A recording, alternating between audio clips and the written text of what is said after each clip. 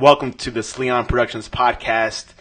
Another episode, the first podcast of the year, and we have a special guest today. I actually met him on Instagram. You know, some guests I meet online, some guests I meet in person, but I met this one on Instagram, and he interviewed one of my friends a couple months ago, and I thought this kid was very dynamic. He was only 20 years old. I like words like that. Dynamic. Keep going. I like that.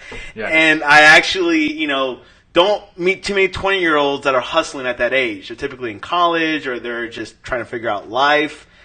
But this kid has vision, and without vision, you'll perish, what they say. But we got Alex Albarran. He's a head of an MMA agency.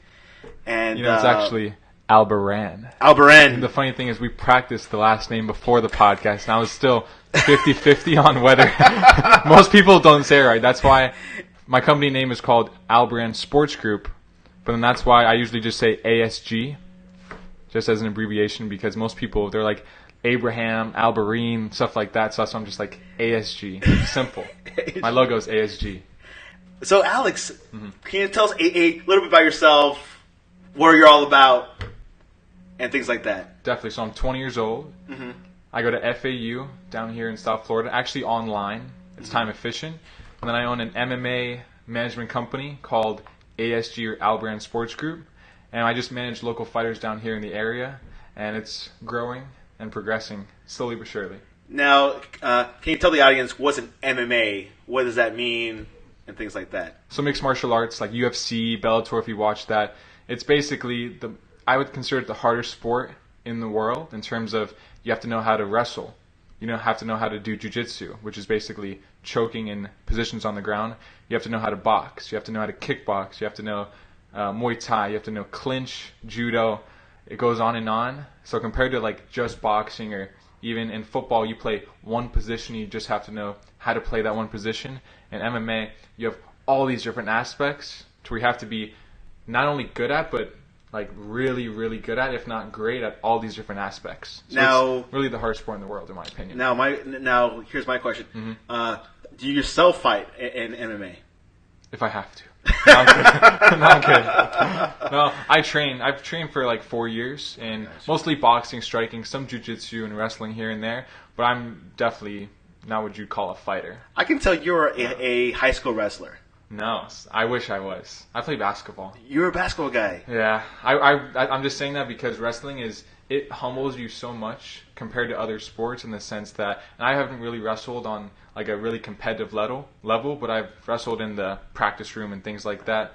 And wrestling is just different because the grind of wrestling compared to basketball, even football and other sports that most people play, is just different. And it's just you. Like, wrestling gets you ripped. It's just the individual instead of like a basketball team. If I have a good game, but the team loses, I'm still pretty happy that, I had a good game. I got 20 points, 5 assists, and the team lost, but you can't blame it on me. I did my job. But in wrestling or even MMA, if you lose, it's your fault at the end of the day. So it's, yeah. So what got you into this? So I've been watching UFC for years and years. I mean, since I was 12 or 13 with my family, all the pay-per-views we'd watch, and I've always been a fan of it. I trained here and there as a kid, but then once I was 16, 17, like towards the end of high school, I really started getting into training, and I've just been around the game for a few years, and I decided that I want to get involved in something that I'm really passionate about as a business, because I have business experience and I have other businesses that I'm involved in, but I enjoy doing those. I like them. They're interesting, but I don't really love them. It's not really my passion, some of the other things that I'm doing. But with MMA, that's always been really my passion, like what I like to talk about, what I like to watch, what I like to research. So I just decided to get involved in the business side of it and become a manager. So that's how it started. When you started watching it, it was pretty much when it started, didn't it? I started watching it when it was pretty developed, probably 7, 8 years ago. I started watching it. Yeah, when I was 12, 13. Which is interesting because I was hearing the original guy that sold it to someone else sold it for really low. Oh yeah, he sold it for $2 million. Wow. And it was bought by Dana White and the Fertitta brothers, and then they just sold it for $4 billion. So. Wow. See, that's a big difference. He underpriced himself. Well, at the time, not really, because the brand was not where it's at today. Like UFC, everybody knows in general what the UFC is and what it does. But back in the day, they were bankrupt. They barely could pay the fighters and pay the staff. The brand was not really on TV. It was illegal in most states. So the UFC, before, when they bought it, it really was just for the name and the equipment and things like that. But then now, the UFC is a brand. And that's why they sold for $4 billion. It's one of the strongest brands in the world, and it's probably the most valuable sports organization in the world at this point. Which is probably bigger than wrestling. Or no? Like WWE? Yeah. Maybe. You're hesitant. WWE's been around for a lot longer, and it's been popular for a lot longer.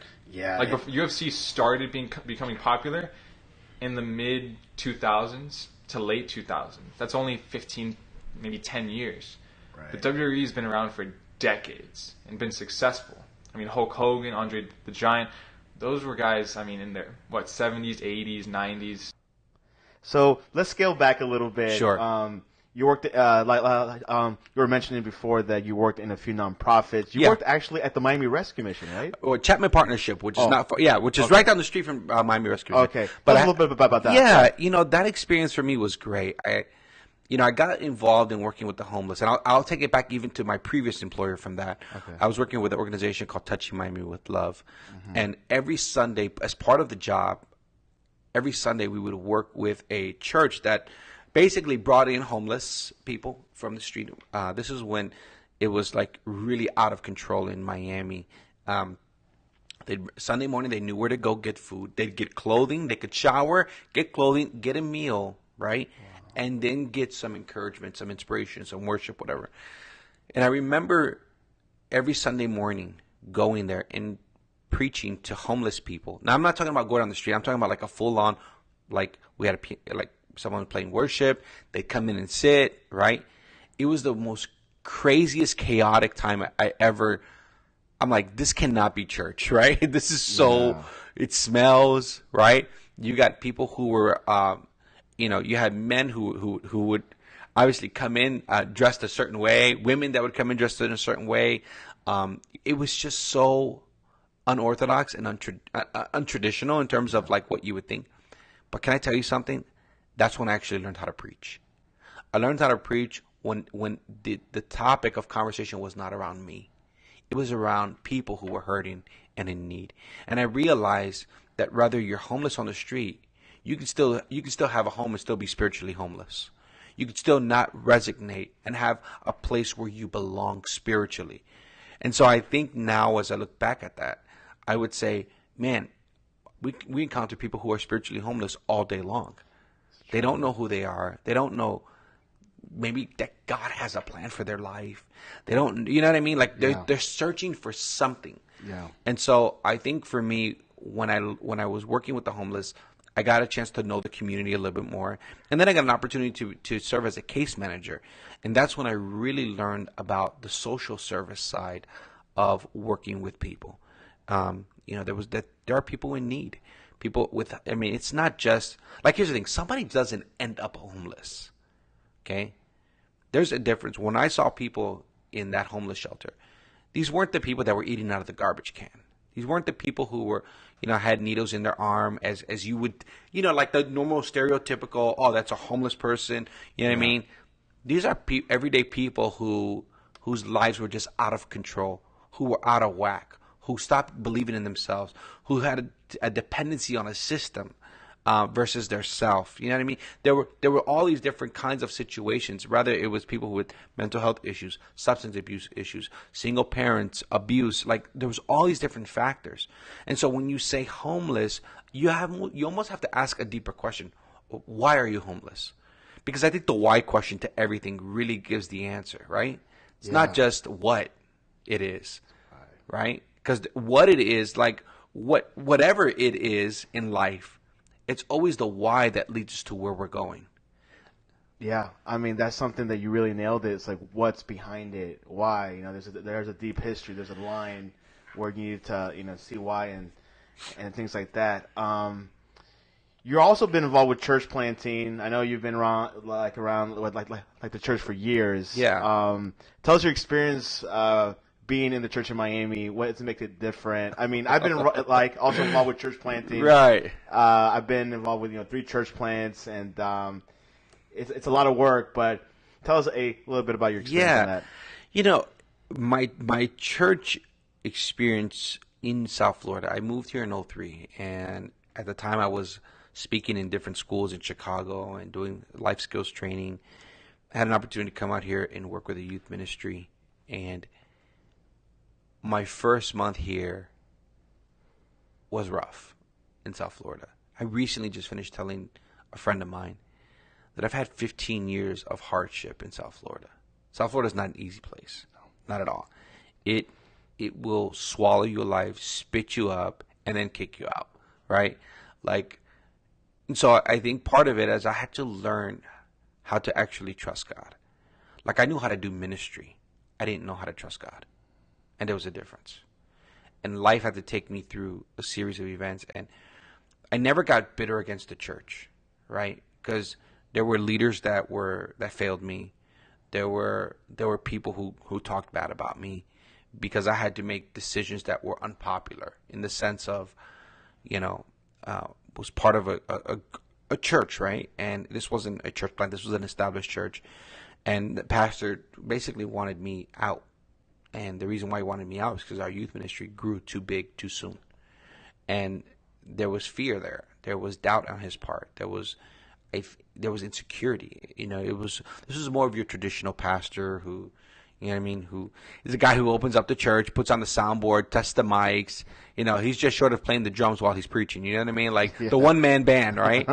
And, church has changed over time. It's no longer like that. No, it's and totally if it different. is, it's not going much further. I hate to say that. Which I would like to piggyback on that. Actually, I follow this pizza podcast called Pizza Marketing Podcast, and this guy interviews pizza owners around the country.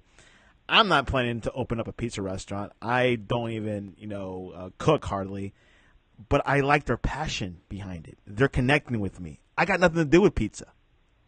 I like eating it, Yeah. But it's interesting how you were saying about, that lady on Facebook about supply chain. You got nothing to do with it. I got nothing to do with it, but I respect her passion.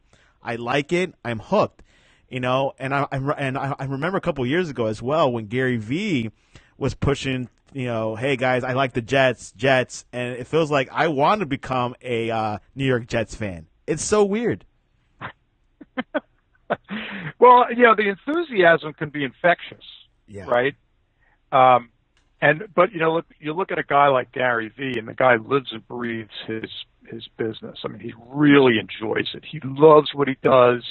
It's obvious. You can't fake that kind of enthusiasm every day. And that's what's called authenticity, right? So when you're looking at influencers, you'll often hear the word, are they being authentic with their audience? Well, just the people that you and I have talked about here, the pizza guy that you talked about, supply chain queen, and then Gary Vee, all those people are being authentic, and they're building, audiences, genuine audiences that care about what they have to say.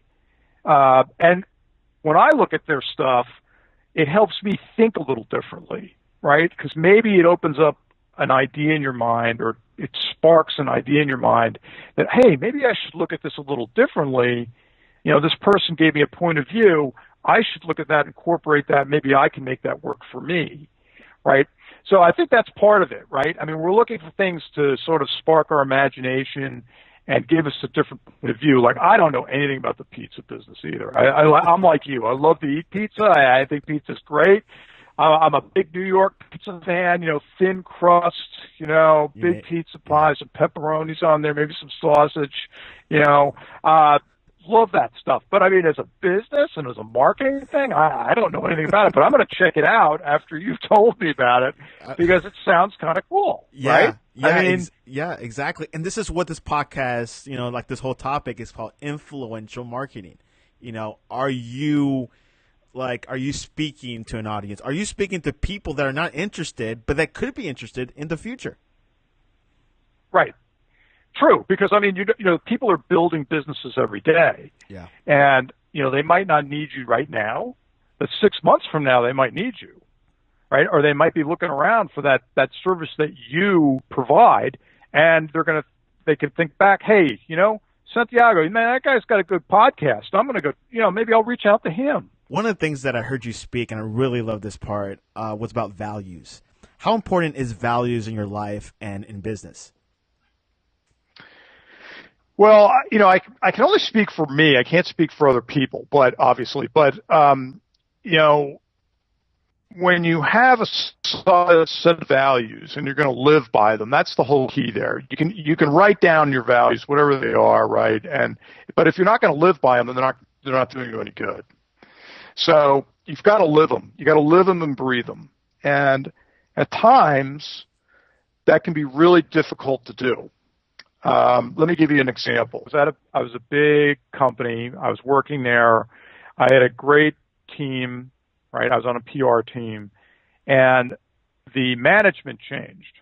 Okay, so it was a sudden, swift change in management, and this new woman came in to oversee our department. And I could tell right away the minute I met her that our values did not align. Give her what she wants and just do what she says, irregardless of how other people are going to be impacted, right? Right.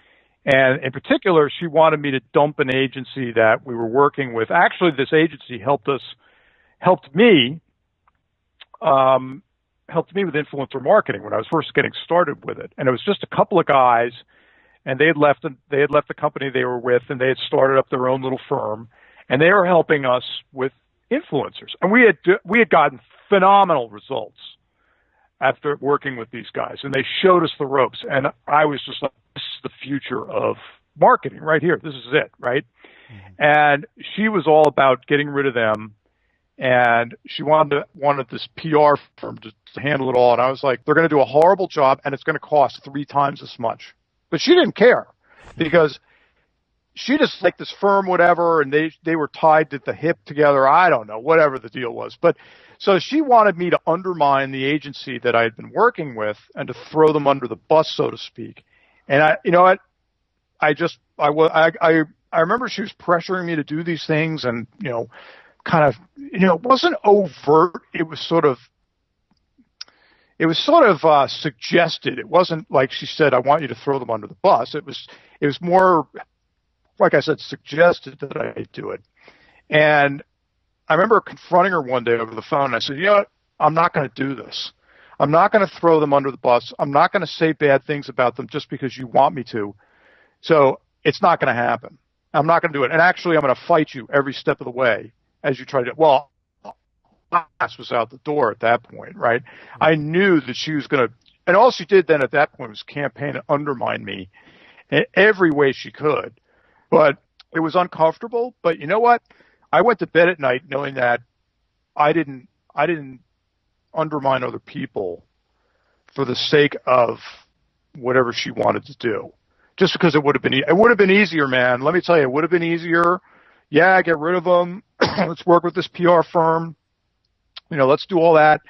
Let's do all these things. Let's say bad things. I wasn't going to do it. And I was, she really made it very uncomfortable for me to work there. So I eventually called her up and I said, "Look, you don't want me here. I don't want to be here anymore. So why don't we just, let's work a deal where I can, give me a few months to get out of here." And she did. And she was like, "Okay, fine."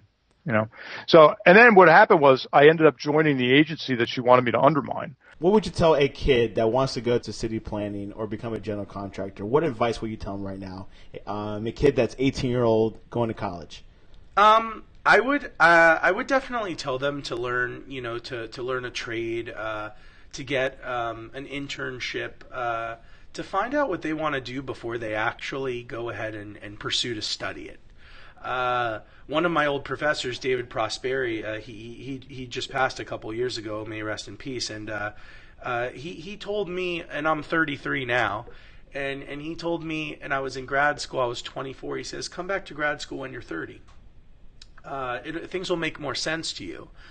So again, he's a theorist. He wasn't a practitioner in urban planning or land use or public administration, but he was, and I think about that all the time, and I'm like, well, maybe it would have been harder to get a master's degree now with family and kids and having, all of life's constraints. But I look at learning a lot differently now. I look at learning a lot differently because I have things to apply it to. And I think it's like I wasn't good in algebra, but I really like geometry because I understood how the algebra was relating to the shapes. Right. The geometric shape. So for me, I'm very hands-on. And if something like I'm not an online learner. If I go to a school and they say, "Oh, take classes online," I'm an in-classroom learner. Everyone has their own learning capabilities. Some people are visual, some people are audio, some people are kinetic learners. I'm more of a kinetic learner from doing. What is your favorite quote? One of my favorite quotes is from my great grandmother, and she used to have it on the wall in her house, and it says, "I had no shoes, and I complained until I met a man who had no feet." So I thought that was pretty interesting. Like a glass is half full quote. Being that, my wife tells me, a lot to try and be understanding of other people. Meaning, if you find someone in a hardship situation, figure out and accept why they're in a hardship situation and try and help them. Don't just say, "Hey, they're a mean person." So try and do your best to understand people. And I think that relates back to that quote in my interpretation. I know some of these things are, can go many different ways, but again, understand someone else's walk of life if you can. Who's been the most influential person in your life? Most influential person, I have two people. I have my father, Clifford. He owns a pet parade animal clinic over in Miami Gardens, and my father-in-law has also been very influential in my life. Both have told me, to find a way in the community that you can connect with people and a service that you can offer, and that's what we've done in Boss Construction Group. I mean, we've identified, a niche area where there's a service that's needed. And just be reliable and diligent and honest about what you do, and build relationships. And both of those people have actually preached that to me, and also never to close doors. Meaning that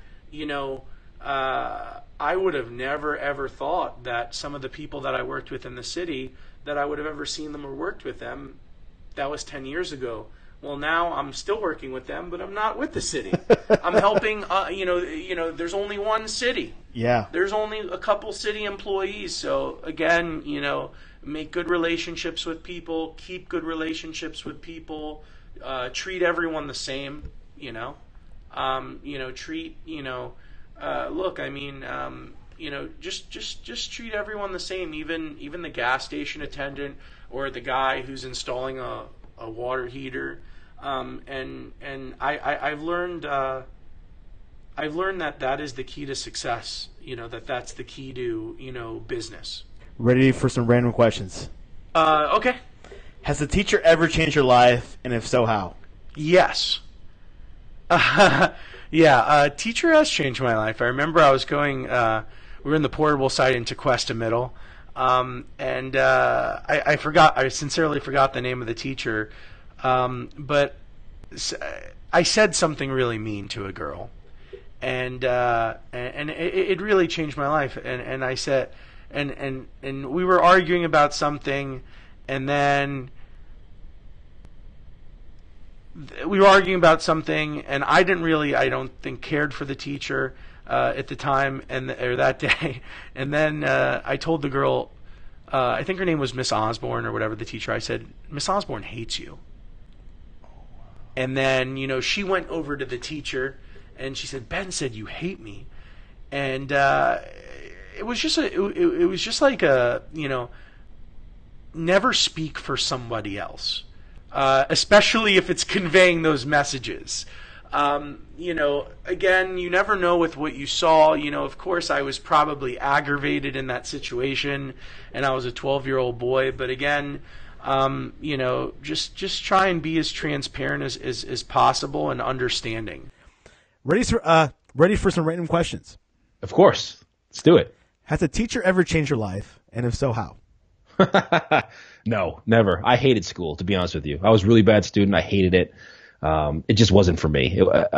School wasn't something that I was interested in. And I think that's a problem with school. They try to put everybody in a box and be exactly the same when, everybody is a unique individual. And if they did a better job of treating people differently and putting them in the place where they're going to succeed, I think people would enjoy school a little bit more. Which movie can you see again and again? So I'm a big Marvel's nerd. I love Marvel movies. So any Avengers movie or Captain America or Iron Man, any of those movies I could watch a bazillion times. What sport you cannot stand? This is going to kill me because I have a lot of Italian friends. Soccer. That's my favorite sport. Is it? Yeah. I know. I don't get, listen, I love football. I love hockey. I love basketball, baseball. I grew up playing all those sports. Maybe it's because I wasn't good at it, so I immediately just ditched it. But it's just not one of my favorite sports. Do you have any future plans? We have a lot of stuff we're working on. We're working on the Best Pizza School. We're doing a restaurant summit with a lot of restaurant speakers that we know. We're building that out. That's going to be coming to a city, hopefully near you soon.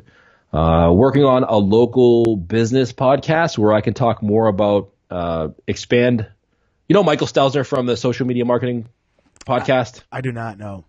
So Michael Stelzner, and I've been thinking about this for a while. I spoke at Social Media Marketing World this year in San Diego, one of the biggest social media conferences we have. And he said to me, Bruce, you need to start a local business podcast because pizza is cool, but people get confused. And I'm like, you know what? You're right. I need to expand that title so that people, because like you said, what we talk about on our podcast, people can use in many different businesses. But I think the pizza in the title kind of sways people from listening. So I'm going to start something that just has a different title on it.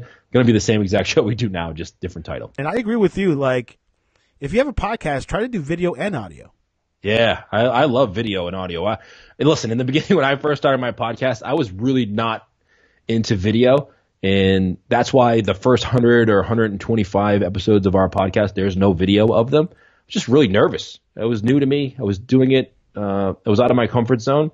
But I realize now that video is key. If you can walk away from this podcast and get one piece of advice from me, it's do everything on video. Because from doing everything on video, you can get the audio and you can get the text, which you can put in other places. And there's just something about, we've literally built the whole business of Smart Pizza Marketing through video.